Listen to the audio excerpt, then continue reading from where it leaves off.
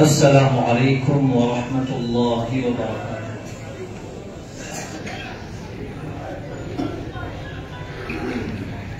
الحمد للہ وکفی وسلام علی عبادہ الذین اصطفی، اما بعد۔ آج کے پروگرام کا کیا عنوان ہے، اس کا کیا موضوع ہے، آپ حضرات کے سامنے آ چکا ہے۔ رفیق محترم قاری محمد مبارک صاحب، استاد شعبہ تجوید و قراءت جامعہ بدرالعلوم گڑھی دولت نے آپ کو ایک معلم کی کیا ذمہ داریاں ہونی چاہیے اس سے متعلق آپ حضرات کی خدمت میں موٹی موٹی چند گزارشات پیش کی ہیں۔ مضمون آپ کی فائل میں موجود ہے۔ میرے ذمہ جو کام ہے، درجات ناظرہ یعنی نورانی قاعدہ، اس کے بعد پارہ عام، پھر مکمل ناظرہ قرآن کریم، اس کے بعد حفظ قرآن کریم، اس کے بعد قرآن کریم کا دور، گردان نکالنے کا طریقہ۔ ایک اور عنوان بھی ہے، قرآنی کلمات کی بعض قرآنی کلمات ایسا ہیں ان کی مخصوص ادا کچھ اور ہے، ہم پڑھتے کچھ اور ہیں۔ اگر یہ تمام کے تمام عناوین آپ حضرات کی خدمت میں پیش کیے جائیں گے، عام طور سے ایسا ہوتا ہے کہ یہ بیان کرتے کرتے تقریباً 3 گھنٹے کا وقت لگ جاتا ہے۔ وقت بہت کم ہے، بہت موٹی موٹی چند گزارشات آپ حضرات کی خدمت میں پیش کی جائیں گی۔ بہت سارے امور ایسے ہوں گے جو آپ حضرات، آپ کے ہاتھ میں جو فائل موجود ہے اس کے اندر جو مضامین ہیں، آپ ان تمام مضامین کو بغور مطالعہ فرمائیں، ان تمام مضامین کا اور ان سے فائدہ حاصل کرنے کی کوشش فرمائیں۔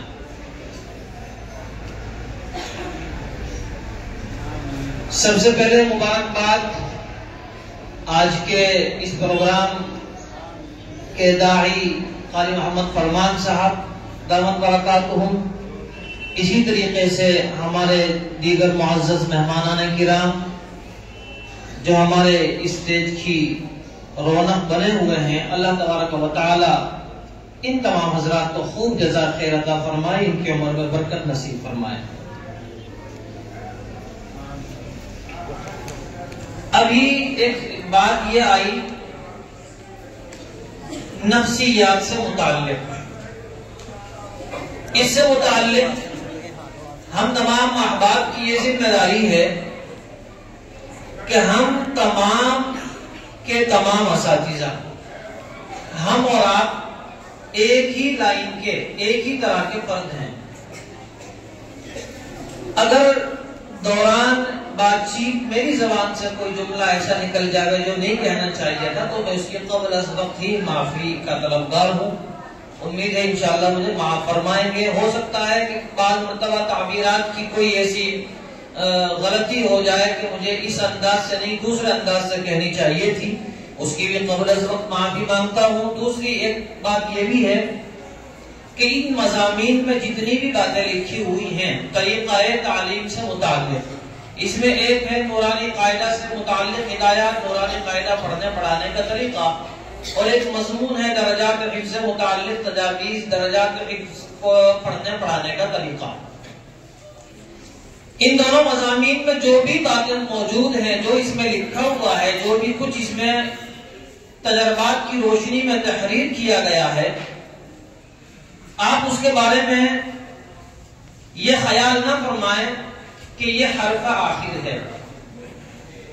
تعلیم کے اندر ہر وقت اصلاحات ہوتی رہی ہیں اور ہوتی رہتی ہیں۔ جو کچھ موجود ہے آپ کے ادارے میں، آپ کے مکتب میں، آپ کے علاقے میں، جو چیز یا جو بھی طریقہ ان میں سے فائدہ مند ہو، رائج ہو سکتا ہو، اس کو رائج کرنے کی کوشش فرما لیں۔ اور اگر اس سے کوئی عمدہ طریقہ آپ حضرات کے پاس پہلے سے موجود ہو، بہت اچھی بات ہے۔ ایک بات یہ بھی ہے کہ جس وقت ایک استاذ درسگاہ میں تعلیم دینے کے لیے بیٹھتا ہے، اپنی مسند پر بیٹھ جاتا ہے، طلبہ اس کے سامنے ہوتے ہیں 10 15 20 30 40 جتنے بھی، تو ان طلبہ کے سامنے بیٹھ کر، ان طلبہ کے درمیان میں بیٹھ کر، ان طلبہ ہر طالب علم کے لیے استاذ جو فکر کے ساتھ طریقہ اختیار کرتا ہے، اصل پڑھانے کا طریقہ وہی ہوتا ہے۔ استاد بیٹھا ہے، اس بچے کے ساتھ کیا رویہ اختیار کرنا ہے، اس بچے کو کیسے لے کر چلنا ہے، اس کو کیسے لے کر چلنا ہے، یہ اسی وقت اللہ تعالیٰ کی جانب سے اللہ تعالیٰ ذہن میں، دل میں یہ القاء فرماتے ہیں کہ اس طالب علم کو اگر اس انداز سے لے کر چلا جائے گا، دوسرے تمام درسگاہ کے جو طلبہ ہیں ان سے الگ طریقے کے ساتھ، تو یہ زیادہ مفید ہوگا، زیادہ معاون ہوگا۔ اصل طریقہ تو وہ ہوتے ہیں۔ تو اس میں جو بھی کچھ لکھا ہوا ہے، آپ کو اختلاف کی مکمل اجازت ہے، آپ اسی اختلاف میں کر سکتے ہیں، منزل من اللہ تو یہ ہے نہیں۔ اسی لیے یہ تنقیدی باتیں بیان کرتی بعض مرتبہ ایسا ہوتا ہے، ہمارے بعض اساتذہ یہ کہہ سکتے ہیں کہ یہ جو اس میں لکھا ہوا جو طریقہ ہے یہ مناسب نہیں ہے، یہ ہونا چاہیے تھا تو زیادہ مناسب تھا۔ اسی لیے کہہ دیا کہ اصلاحات ہر وقت ہوتی رہتی ہیں اور ہوتی بھی رہنی چاہیے۔ نورانی قاعدے سے متعلق بہت ساری چیزیں اس مضمون میں بیان کی گئی ہیں اور بہت ساری چیزیں اس مضمون میں موجود نہیں ہیں۔ آج کل ایک مسئلہ یہ بھی آتا ہے کہ طلبہ کو شفقت کے ساتھ پڑھایا جائے، تنبیہ نہ کی جائے۔ تو اس سلسلے میں ہمیں یہ سمجھنا ہوگا کہ ایسے کس عمر کے طلبہ ہیں جن کے ساتھ شفقت کا معاملہ کیا جائے، اور ایسے کون سے طلبہ ہیں جن کے ساتھ شفقت کے ساتھ ساتھ تھوڑی تنبیہ بھی ہونی چاہیے۔ ہم نے دیکھا ہے کہ ہمارے موجودہ عصری اداروں میں، ہمارے اسکول میں یا جتنی بھی دنیاوی تعلیم گاہیں، ان تمام میں یہ طریقہ ہے کہ 3 سال کی عمر میں بچے کو اسکول میں داخل کر دیا جاتا ہے، 3 سال کی عمر میں، اور 3 سال کی عمر میں داخل کرنے کے بعد اس پہلے سال میں اس بچے کو کوئی تعلیم نہیں دی جاتی، اس کو کھلایا جاتا ہے،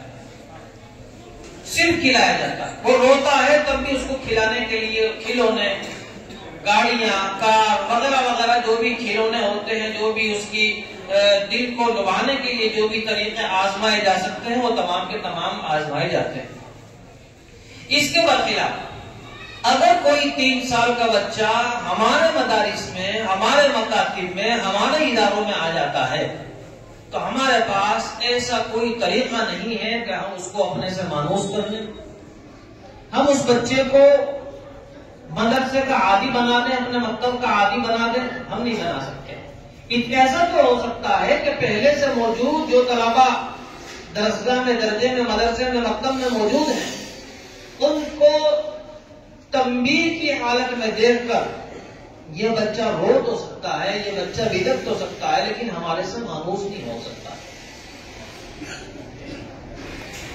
اس کے لیے ضروری ہے کہ ہم اپنے مدارس کے، مکاتب کے سسٹم کو تھوڑا سا اپڈیٹ کر لیں، تھوڑا سا تبدیل کر لیں۔ اس کی شکل یہ اختیار کی جائے، اب بھی بہت سارے مدارس ہمارے ایسے ہیں کہ اس میں طریقہ تعلیم، نظام تعلیم اپڈیٹ نہیں کیا گیا۔ ایک ہی استاذ کے پاس حفظ کے طلبہ، ناظرے کے طلبہ، نورانی قاعدے کے طلبہ، بالکل ابتدائی آنے والا طالب علم بھی ایک ہی استاذ کے پاس ایک ہی درسگاہ میں موجود ہے۔ استاذ اولاً سب سے پہلے حفظ کے طلبہ کا سبق سنتا ہے،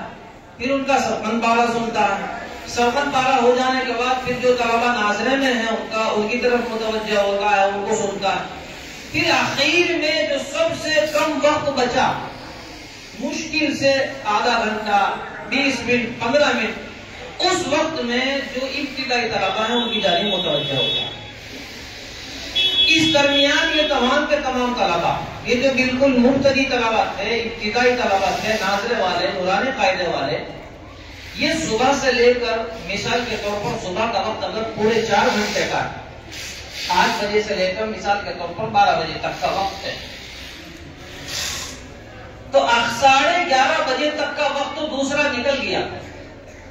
آدھا گھنٹہ ان نورانی قاعدہ پڑھنے والے بچوں کے لیے استاد نے نکال لیا۔